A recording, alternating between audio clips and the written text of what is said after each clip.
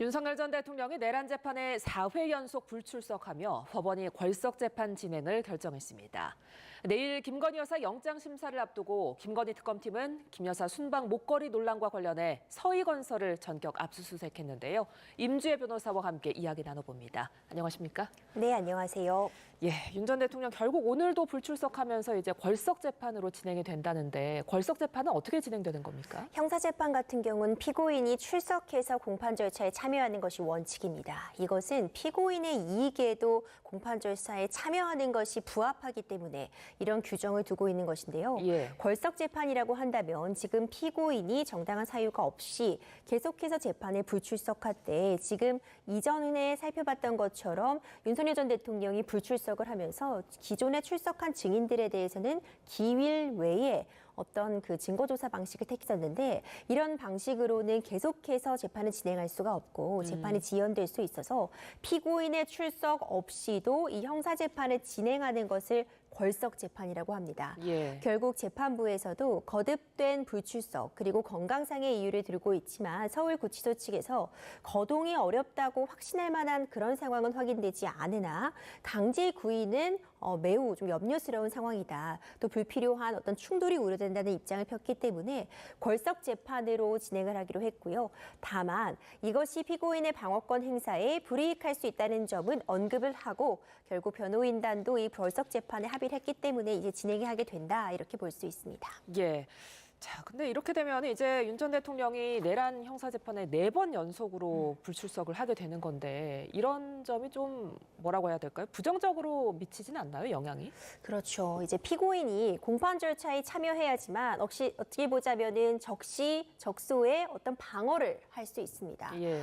이 재판 과정에서 증인 신문도 진행이 되고요. 새로운 증거들도 제시되게 되는데 즉각적으로 반박할 수 있는 건 이제 피고인이 출석할 때 가능하다고 볼 수 있습니다. 네. 결국 지금 피고인이 빠진 피고인에 대한 재판이 진행되게 되는 것인데 사례가 없었던 것은 아닙니다. 박근혜 전 대통령 역시도 이 국정농단 사태 관련된 재판을 받으면서 건강상의 이유를 들어서 출석을 하지 않았고 궐석 재판으로 진행된 바도 있습니다. 결국 이런 판단이 내려진 것은 계속해서 불응을 하고 있고 그 불응 사유가 명확하지 않음에도 불구하고 참여하지 않겠다는 의지를 강하게 표출하고 있기 때문에 네. 더 이상은 기다려줄 수 없다는 판단이 함께 된 것으로 보여지고요.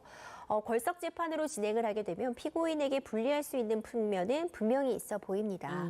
아마 그 이후에 계속해서 궐석 재판으로 진행할 것인지는 조금 더 지켜볼 필요가 있겠지만 이렇게 좀 재판에 성실하게 참여하지 않는 그런 인상을 심어주는 건 추후에 양형에 있어서도 참작이 될 수밖에 없지 않을까 생각이 됩니다. 예. 그런가 하면 내일은 김건희 여사 구속 심사가 있는데 김 여사가 지금 직접 나온다고 하는 거죠? 그렇습니다. 이 구속영장 실질 심사 같은 경우는 매우 중요한 의미를 갖습니다. 네. 앞으로 진행될 수사 그리고 만약 기소까지 이어진다면 재판에서 구속 상태에서 이 과정을 받을 것이냐 아니면 불구속 상태에서 수사를 이어갈 것이냐를 결정지을 수 있기 때문에 정말 중요한 의미를 갖는다고 보고요. 직접 출석을 해서 본인의 생각을 밝히고 특히 구속 사유가 없다는 점을 강력하게 소명할 것이라고 봅니다. 원칙적으로는 수사나 이 재판 과정은 불구속 상태에서 받는 것이 원칙이라고 할 수 있습니다. 다만 증거인멸의 우려가 있다거나 도주의 우려가 있을 때는 구속 상태에서 이 과정을 받게 되는 것인데 결국 증거인멸의 우려가 있느냐 그리고 범죄 혐의가 어느 정도 소명되었느냐 이 부분을 두고 특검과 김건희 여사 측 양측이 첨예하게 대립할 것으로 보이고요. 김건희 씨도 직접 출석을 해서 관련해서 강력하게 수사에 성실하게 임하고 있었습니다. 있었으며 앞으로도 수사에 임할 예정이었는데 특검 측이 무리하게 구속영장을 청구했다는 부분을 강력하게 주장하지 않을까 생각이 됩니다. 예.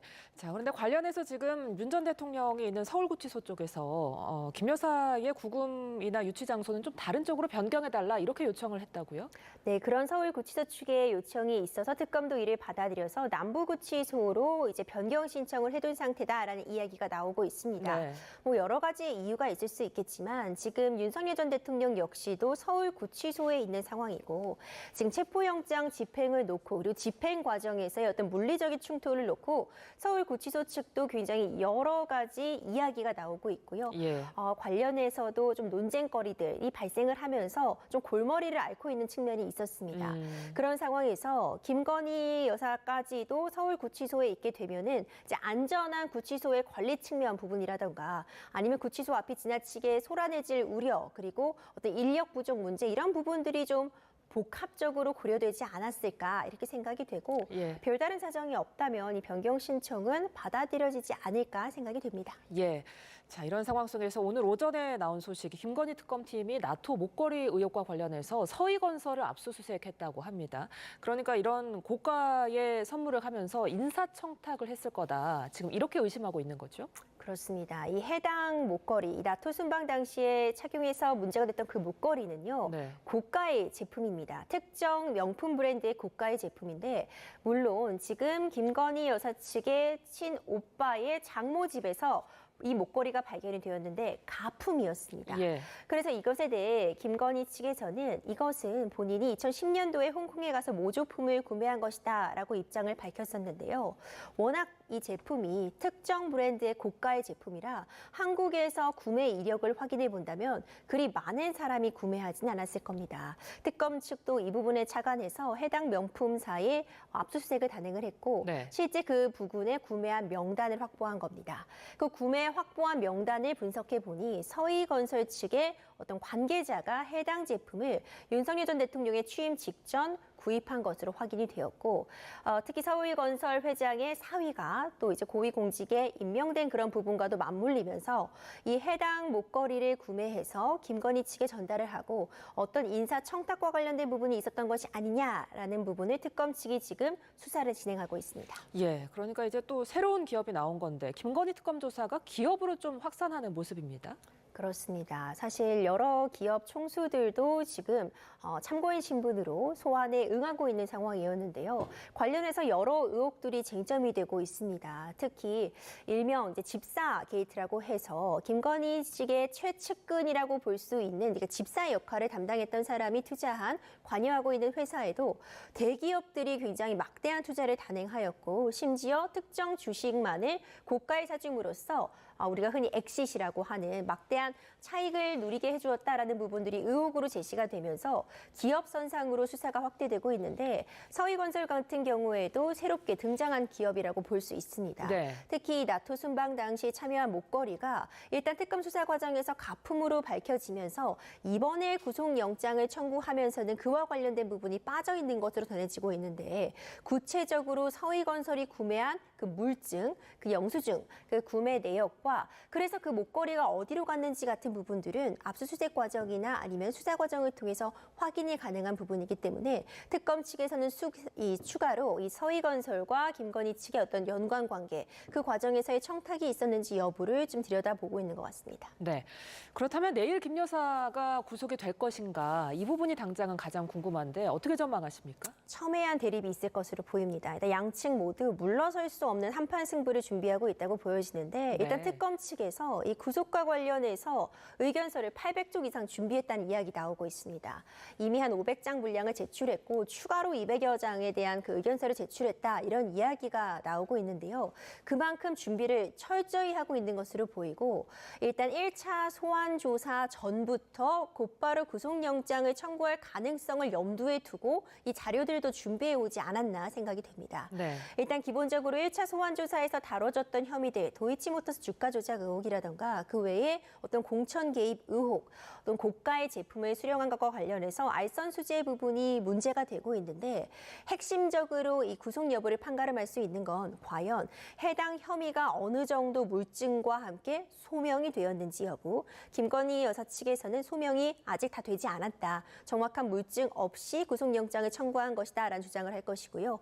이에 대해서 특검은 이미 충분한 물증이 확보되었다는 점을 강조하리라고 봅니다. 그리고 결국 가장 핵심적인 부분은 증거인멸의 우려가 높으냐 이 부분일 텐데 네. 특검 측에서는 이미 한 차례 소환 조사를 했지만 대부분 혐의를 부인해서 추가적으로 조사를 해봐야 실익이 없을 것이다 라는 부분과 덧붙여서 지금 특히 이른바 문고리 3인방이라고 불리는 김건희 여사 최측근 수행 인원들이 휴대폰을 초기화한 그런 사정들이 이 자체가 증거인멸의 우려가 높다는 걸 반증한다는 부분을 강조하리라고 봅니다. 예. 이에 대해 김건희 측에서는 개인정보가 굉장히 민감하기 때문에 해당 수행 인원들이 정기적으로 초기화한 것에 불과하다는 논리 덧붙여서 특검 측이 추가로 소환 조사를 요구했다라면 성실하게 임했을 것이다라는 부분을 지금 강조할 것이라고 보이는데 결국 구속가 여부를 판가름하는 건 재판부에서 범죄 혐의가 이 정도면 충분히 소명되었다고 볼 것인지 증거인멸의 우려가 높다고 볼 것인지에 따라 달라질 수 있어 보여서 예. 조금 더 지켜볼 필요는 있어 보이지만 현재로서는 특검 측이 좀 막대한 준비를 해서 구속에 좀 자신감을 보이고 있는 것 아닌가 생각이 됩니다. 예. 자, 이번에는 내란 특검 소식도 좀 짚어보겠습니다. 내란 특검은 오늘 김용현 전 국방부 장관에 대한 방문 조사에 나섰는데 아무래도 이상민 전 장관과 사전 통화 의혹을 좀 집중 추궁할 걸로 보입니다. 그렇습니다. 지금 김용현 전 장관을 방문 조사함으로써 결국 이상민 전 장관의 어떤 비상계엄 선포 과정에서의 관여 여부 이 부분에 대한 추가 조사를 진행할 것으로 보이는데요.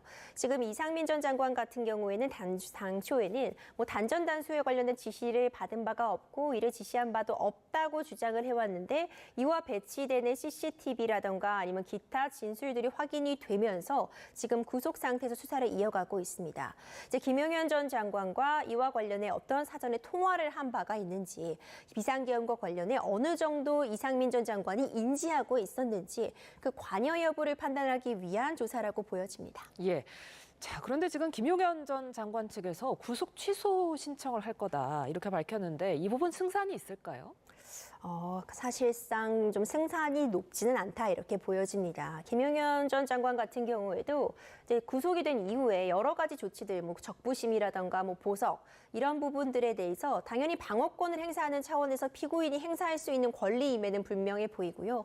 구속 취소 역시도 윤석열 전 대통령의 구속 취소 결정이 있었던 것처럼 이제 방어권 행사 측면에서 가능한 조치이기는 하나 구속 취소가 그렇게 쉽게 이루어지는 것은 아닙니다. 예. 이제 구속 사유가 지금 재판이 진행되는 와중에 없어졌다는 부분을 입증해야 되는 것인데 어떤 사정 변경이 있다고 보기는 좀 어려워 보이고요. 기타 귀속 자체가 잘못됐다라는 부분이 입증될 만한 별다른 증거가 없어 보여서 현재로서는 인용될 가능성은 매우 낮아 보입니다. 예, 그런가 하면 내란 특검은 지금 계엄 해제와 관련해서 국민의힘 지도부의 개입이 있었는지 여부도 수사하고 있는데요.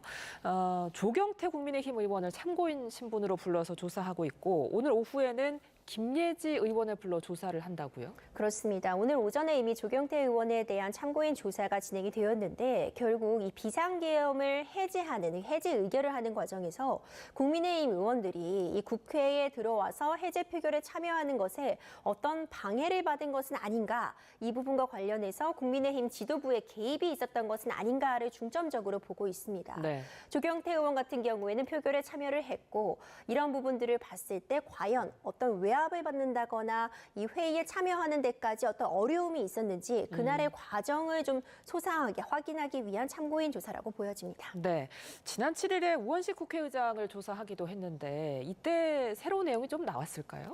현재로서는 정확하게 어떤 부분들이 추가로 밝혀졌는지 확인이 어려워 보이지만 적어도 이와 관련해서 계속해서 참고인 조사를 진행하고 압수수색 등을 단행을 한다면 이 비상계엄이 해제할 수 있는 것은 국회의원의 권한이라고 볼 수 있는데 있는데 네. 누군가가 이것을 의도적으로 방해했다면 지금 특히 문제되고 있는 것이 국민의힘 지도부가 이제 의총 장소를 처음에는 국회로 했다가 여의도 당사로 했다가 다시 국회로 했다가 여의도 당사로 변경하는 그 과정이 껄끄럽지 못했다라는 이야기도 전해지고 있거든요. 네. 아마도 새로운 진술의 확보 여부와 덧붙여서 이와 관련해서 실질적으로 이 비상계엄 해제 표결 참여에 어떤 장애물이 있었는지 그 부분에 따라서 수사가 더 확대될지도 좀 가려질 수 있으리라고 봅니다. 네, 이런 상황 속에서 민주당은 지금 윤 전 대통령의 체포영장 집행 거부 장면이 담긴 CCTV를 열람할 방침인데요. 서울구치소가 이 부분 열어줄까요? 어떻게 보세요? 아마도 법무부와 관련된 내용들에 대해서 좀 협의를 하고 조율을 하고 있는 과정도 거치고 있지 않을까 생각이 됩니다. 예. 지금 윤석열 전 대통령에 대한 체포영장 집행 과정에서 이 집행 인력들이 바디캠이라고 하는 몸에 장착하고 있는 어떤 영상 촬영 자체도 부탁하고 있었던 것으로 확인이 되고 서울구치소는 CCTV가 달려있는 공간이기 때문에 어느 정도 그 과정이 소상히 녹화가 되어 있으리라고 봅니다. 예. 그런데 지금 윤석열 전 대통령 측에서는 무리하게 집행을 함으로써 물리력이 사용되어서 어떤 다칠 뻔했다 이런 주장을 하고 있고 예. 오히려 특검 측에서는 극렬한 저항 때문에 체포영장의 적법한 집행이 방해받았다. 서로 평행선을 달리고 있거든요. 그리고 또 좀 특이하다고 볼 수 있는 건 양측 모두 지금 CCTV를 공개하라. 예. 라는 입장으로 보이기도 합니다. 결국 최종적인 판단은 이런 정보 공개 청구에 대해 과연 이것을 밝히는 것이 어떤 실익이 있는지 내지는 국민들의 알 권리에 부합하는지 이것을 공개하였을 때 오히려 어떤 침해되는 기본권 같은 부분들이 있을지 이런 부분들을 좀 고민하고 있을 것으로 보이고요. 지금 촬영이 된 그 당사자라고 볼 수 있는 윤석열 전 대통령이 어떤 입장인지는 사실 변호인 중 일부가 이 공개를 지금 강력하게 요청을 한 상황이기 때문에 조금 더 확인은 필요해 보여서 예. 아마 오늘 방문했을 때 서울구치소 측이 어떤 대응을 하는지에 따라서 결론은 확인할 수 있지 않을까 싶습니다. 끝으로 짧게 이 CCTV 영상이 공개가 된다면 향후 윤 전 대통령 수사나 어떤 체포영장 시도 등의 변수가 될 수 있겠습니까? 이 영상이 공개된다고 해서 CCTV가 공개가 되었다고 해도 어떤 이 체포영장 집행에 어려움이 있는 거는 계속되는 똑같은 사정으로 보이기 때문에 특검 측도 무리하게 다시 또 영장을 발부받기보다는 곧바로 기소하는 방안 정도를 고려하고 있지 않을까라는 의견이 좀 힘을 받고 있는 것 같습니다. 알겠습니다. 오늘 말씀 여기까지 듣겠습니다. 임주혜 변호사와 함께했습니다. 고맙습니다.